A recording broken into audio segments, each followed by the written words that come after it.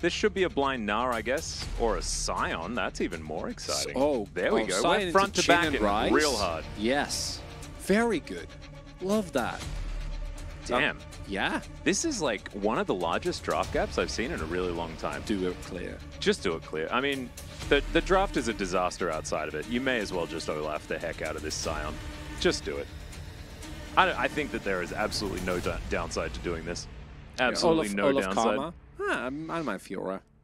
I mean, I guess it's fine. Now they can just play for the Fiora win condition. And if the rest of your draft sucks, then picking something that side lanes by itself, may as well do that.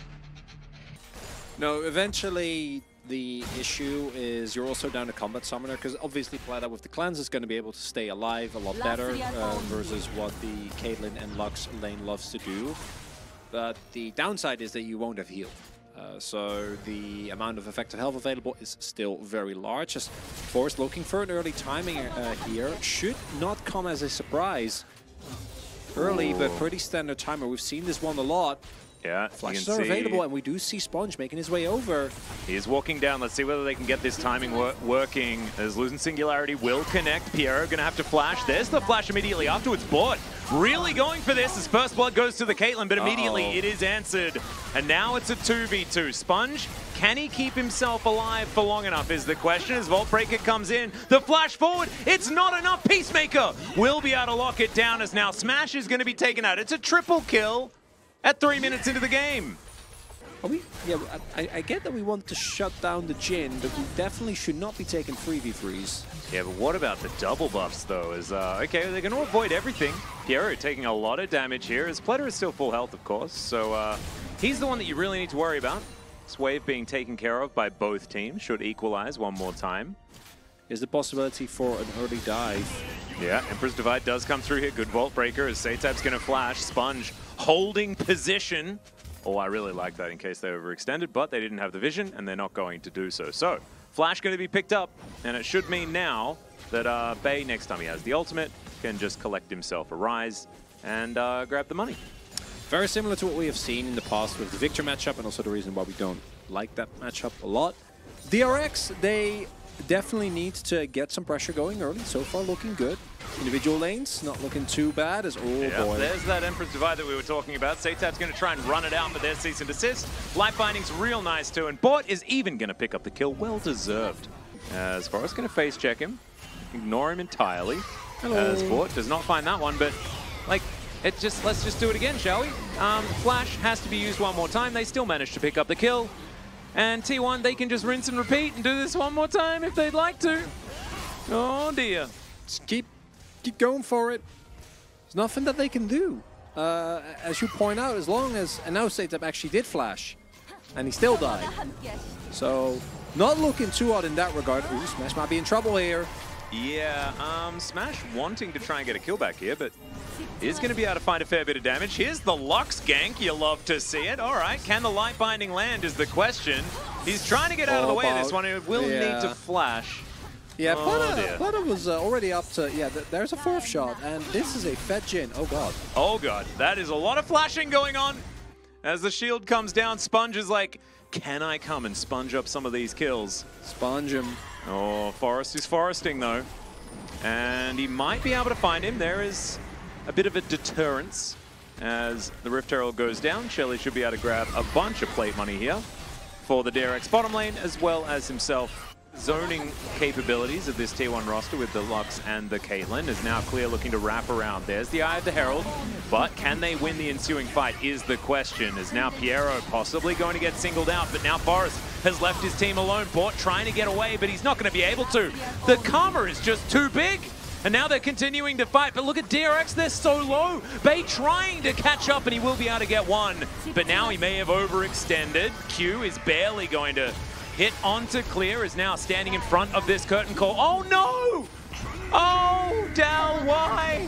Why would you do that? He's your only mid laner. Oh, that was very sad. That was very, very sad. But Pleta going to continue his reign of destruction on this map. think, and Quid, yes, the Kips. Can't believe Forrest with inmated on the team. Good job to him, indeed. And Vincenzo Yachts, you're exactly right. It's a great name. The Cease and Desist is going to come through. Pleta is in a bit of trouble, but he's Jin, the best champion in the game, and so therefore he's going to be dead. Never mind. Sponge taking a fair bit of damage here. I think like the Jin, if he did more than like half a damage, he may have been able to help get the kill onto Forrest. That's not on. That's okay. That's not on Jin though.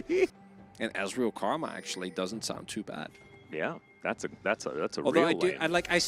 I know we're memeing partially. I do think that lane will have a lot more difficult into Lux Caitlyn nonetheless. But that's okay. has a good point about maybe the AD carry shouldn't walk into Fog of War for no reason. Okay, well, we're not focusing on him making a mistake, okay? We're just focusing on the champions. Well, here's a Cease and Desist. Saytab flashes underneath his turret. He's done that a few times so far, as Forrest takes way too much damage there. Malrong. Oh, they're just starting Baron. I love this, actually. This is great. Bey doesn't have TP. This might be gone. It's taking a lot of damage. I think it's gone. Well, yeah, I don't see whether Dal can deter them here. As Bort's going to make his way in. That's a great Glacial Prison. Final Spark comes in. They do secure the Baron. As now, the flash from the Scion. They take down the Sejuani. They need to get as many kills as possible here to deny these Barons, but only 2 will come through. And DRX, the heist is complete. And that's good. I'm also wondering, is this like... So is this because it's red? Baron power play. Oh, God. It's still positive, right? Yeah, he's fine. He's chilling. It's just Scion. He's vibing. T1 just chilling, though, for now. They know that they just need to find a 5v5. And then everything will be A-okay. Okay, Cease and Desist is going to come through. Saytab is going to get caught out. He tanks a lot of damage, but he will die eventually. Forrest has done his job, but he's still going to be able to make it out of there. As Smash is just walking after people. You love to see it. The aggression from this guy. Really cool stuff. As yeah, the 0-5 Rise Power Spike has been hit. Well, I mean, he's just an ultimate. As Clear might be in trouble. Maybe in trouble. But there we are don't a lot know. of bad guys. That was very strange, whatever just happened there. But he's still dead. There we go. Now the rest of DRX is trying to utilize this by pushing the mid lane turret. Dal standing in front of it here. You can see Jin desperately trying to do a thing, and that's a kill they can get. All right, never mind. Smash is going to overextend into DRX. Pleta has just been shooting this Scion over and over again. Not quite working out as Bort, not doing a whole lot of damage, but they do have a little bit back as, okay, the Vi does eventually fall. Pleta able to pick that one up. He needs to go back to hitting Dal. He's playing kind of clean, no? He is definitely making the most out of this Jin. Yeah, that's tough. We are reminded that we are watching Challengers, and we could not have any conceit. Oh, that's another Cease and Desist. Don't know whether this is exactly the optimal target. They are going to throw everything into the Sejuani, and they will get the kill. Now, the train going to come through as Saytab going to get knocked up, but everybody else loses interest in killing the Rise. Piero comes on over. He will slow down the Scion. Yeah, but now what? Do you go Nash? That seems somewhat risky. Can do that. Oh, you 100% go Nash. Yes, but you will get poked down, and there is also Fiora that you need to deal with. Well, they need to kill the Baron kind of like ASAP-ish, as that's a flash forward from Saytab. Bey, Emperor's Divide comes in, and Smash might die. Saytab goes golden, and Smash will be able to grab that kill. Clear is going to take an inhibitor, but T1, they really want this Baron. They're going to see if they can find that as Pleta, unable to kill Bot, but only barely. Oh my God! We're going for a base race. The Baron for base trade could be happening here, as now they just need to stop the backs. They should be able to do so as well. No! Oh, it's just a naked Nexus. As Smash has managed to make it back, and that should be a dead clear. So, they trade inhibitor turret, and 2 Nexus turrets for a Baron. Yeah. We know there is no Vi ultimate. That was not the one you wanted to get hit by. There's a Gale Force. Forrest might just die. Goes down to his GA. Now Piero, wow, 1 shot, does a third. And now we're just going to check out the top lane for some reason as Sponge, yeah, like you were saying, does still take too much damage there from the Caitlyn. Does have Thornmail. I guess that's a thing, but is a full item behind. I don't think it'll really matter. So there's 2 people here. Yeah, there are. But that should mean Baron. Their Baron is not the fastest. That's Stormrazor. Okay, interesting. All right. That's new. I can't remember seeing Stormrazor Jin in quite a long time. Yeah, we saw Stormrazor picked up in the LCK actually relatively recently. It was like a 6th item. But that's an odd one.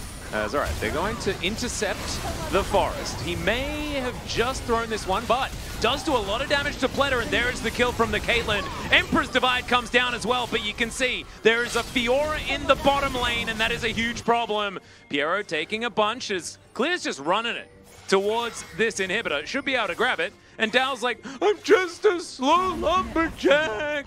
But Clear will make it out, but not going to be able to end the game as the Baron also still alive. Okay, Dow's going to try for this one. Riposte comes through. It means that's now on cooldown, and the autos will rain down. So T1, they will be able to win out on that one pretty considerably, and we'll see whether it means that they can actually put themselves in a winning position. At least they would have gotten the GA. Wasn't the case. Got down to what, like, sub 100 health, and now they might just win. And that might just be the end of it, which feels very anticlimactic.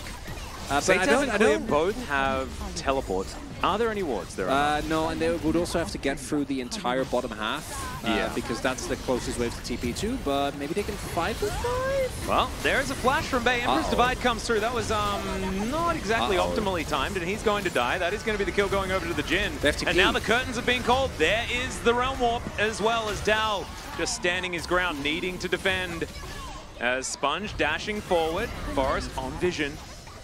As that's a great light binding. Little knock up there as Dal does have his ultimate available. And here are the teleports that you were talking about. They're running! Yep, the Lumberjack going to make his way back down. No, that's game. Yeah, it should just be. I don't know whether they can actually defend this as DRX. They got the inhibitor before, then they managed to respawn to kill the enemy Nexus. You love to see it. Oh man, that was a challenger. That was a big old challenger, wasn't it? Oh, Bay. Okay, so I don't want to go into hard on Bay because I do actually agree. They need to end the game right there. Yeah. It's just that was not the play. You know, I don't want to, but I have to. Yeah, no. You can spread it. I'm definitely not going there. Bit of a suboptimal move towards the end there, but a very difficult game to play out as Jin did a lot of damage that game. I guess if you start off 3-0, anything's possible, Chronicler. I'm not going to respond to your needless Jin slander. I thought that it was a great game from Pleta, showcasing why he was one of the most consistent AD carries last year in Challengers. But in the end, it feels like an unresolved, unrewarding ending. It's T1 with what should have been a game end, then get a little ahead of themselves and immediately lose the game. The thing that was beautiful about it, like, what did we learn? We learned that Fiora is still a by herself win condition. And Clear is going to pick it up. There it is. The 1-3-1 Fiora. You love to see it. That's the style of play. That was also how they played the game. They just 1-3-1 to victory. Hilarious, perfect KDA here for Clear. But maybe it is just, maybe we just should be locking Fiora and Jax every time and try to emulate Jundun. Maybe that's just the best way to win any Challengers game. Because this keeps happening, Atlas.